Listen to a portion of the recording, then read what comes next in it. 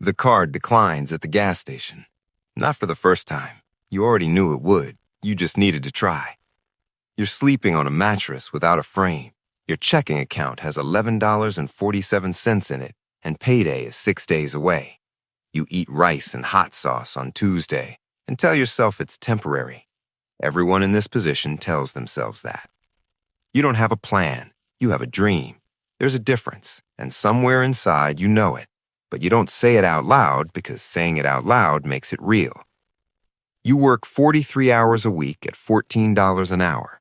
After taxes, after your phone bill, after the minimum payment on the credit card you opened to cover your car repair, you have almost nothing left.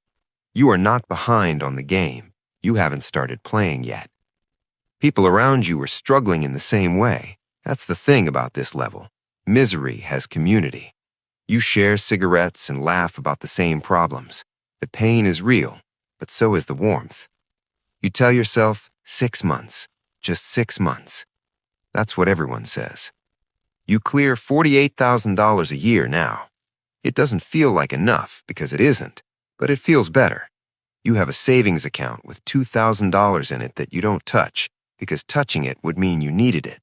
You're proud of it in a way that's hard to explain to people who have more. You've learned the rules of this level. Show up, stay consistent, don't complain. Visibility matters. You start saying yes to the things that exhaust you because you understand that opportunity doesn't wait for readiness. You open a Roth IRA and put $100 a month in it. You feel like an adult for the first time. But there's a ceiling here and you can feel it. Your boss makes decisions that don't make sense and you can't say anything. Your time is not your own.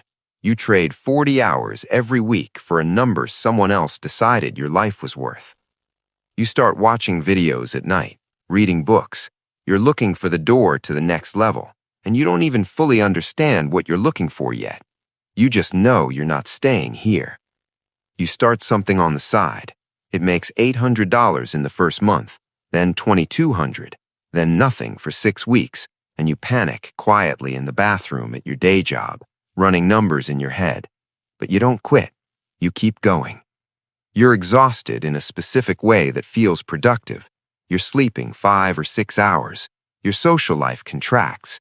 You stop going to things that don't move you forward, and you feel both guilty and clear about it. Your net worth crosses $50,000. That number used to feel imaginary. Now it's in a brokerage account and you check it twice a day. The market drops 4% one Tuesday, and your stomach drops with it. You're learning that having something means having something to lose. You're making decisions now, real ones, vendor contracts, software subscriptions, choosing which problems to spend money on. The identity shift is subtle. You stop describing yourself by your job title. You start saying, I run a business at dinner parties, and it feels a little fraudulent, and then it feels true. Net worth, $250,000. You have 3 income streams, and none of them require you to be physically present every hour. This is the thing that changes you more than the number. Time starts to feel different. Not unlimited, you're still busy, but yours. You hire your first person. Giving someone else a paycheck is a feeling no one prepares you for. They're counting on you. That weight sits in the back of every decision. You understand leverage now in a way you didn't before. Money makes money. Systems make money. People make money. You are building a machine, and the machine doesn't care about your feelings. You also start seeing people differently. You notice who is building and who is waiting. You have less patience for waiting. You don't say this out loud, but it's in every room you enter.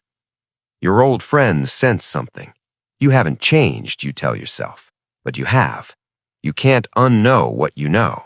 The mental model you carry is fundamentally different now, and that gap is lonely in a way you didn't expect. Net worth, $2 million. The money is no longer emotional. That's the shift. You remember when seeing $50,000 in your account made your heart move. Now you see $400,000, and it's a number in a spreadsheet. This is efficiency, and it's also a small death. Your time is worth something concrete. You calculate it. If your effective hourly rate is $800, And spending 4 hours fixing something a $40 an hour professional could handle is a $3,040 mistake. You start seeing your life in these terms. It changes what you do and who you spend it with. You move, not across town, to a different kind of neighborhood. The silence is different here. The cars and the driveways are different. You nod at neighbors you will never truly know. You're in rooms now where the conversation is about deals, not jobs, about equity, not salary. People speak in percentages and multiples. You've learned this language. You're fluent now. You don't trust easily. That's new.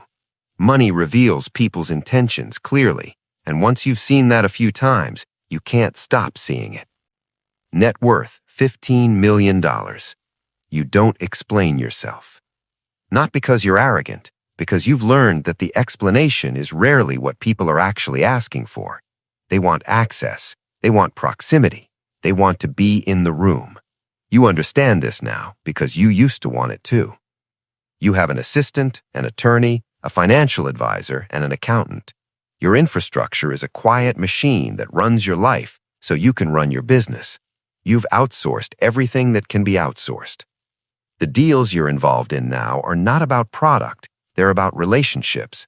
Who vouches for whom? Who is connected to whom? The handshake matters more than the contract, and the contract matters most when the handshake fails. Your family relationships are strained in ways nobody talks about. You provide generously and preside distantly. There are holidays where you are present in the room, but absent in every way that matters. You notice this, and you file it away. You are making decisions that affect 60 people's livelihoods. This is not something you think about consciously every day, but it's there. Net worth, $80 million. Your name carries weight in rooms you're not in. You stopped attending most meetings 3 years ago. Your presence is now a deliberate signal. When you show up, people know it means something. You use this carefully. The problems at this level are not money problems. They're people problems.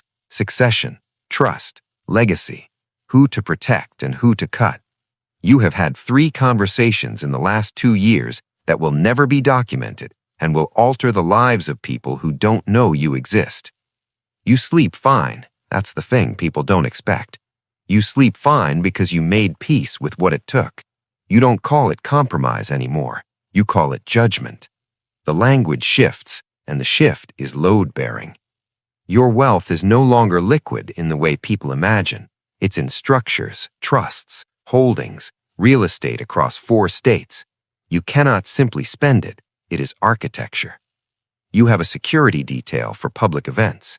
You think about this as a practical matter. You've stopped thinking of it as strain. Net worth, $500 million. You are no longer in the game. You are the conditions under which the game is played. The phone calls you take are not requests. They're already decided. You're being informed, not consulted. The consultation happened months ago, in conversations that weren't called consultations. There are 11 people who know your full financial picture. 3 of them are paid to know it. The rest are family, and you are not sure which category is more dangerous. You live between 3 properties. None of them feel like home. Home requires a version of yourself that no longer exists. You're not nostalgic for it exactly. You are aware of its absence the way you're aware of weather. Your children are careful around you. You built this for them, and they carry it as a responsibility they did not choose. You understand this, and it changes nothing. And that is perhaps the most honest thing about this level. What you have now is not freedom. Freedom means options. You have outcomes. Everything is an outcome now. The machine does not stop. You watch the news and see policies, tax structures, infrastructure bills. You see the things you influenced, not controlled, influenced. The distinction matters to you on certain nights more than others. The game is not fun. It hasn't been for years, but it is yours, and that means something. It will always mean something. Somewhere tonight, a 23-year-old is sitting in a car outside an apartment, staring at $11.47 on a banking app. He's telling himself 6 months. He thinks this is a story about money. He doesn't know what it costs yet, but he will.